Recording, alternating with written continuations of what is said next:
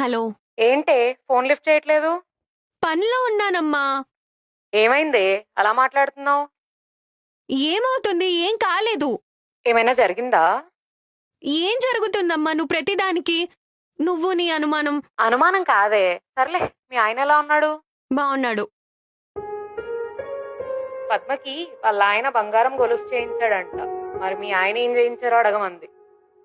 పద్మకి చెప్పు వాళ్ళ ఆయన బంగారం చేయించుండొచ్చని. కానీ మా ఆయన నన్ను బంగారంలా చూసుకుంటాడు.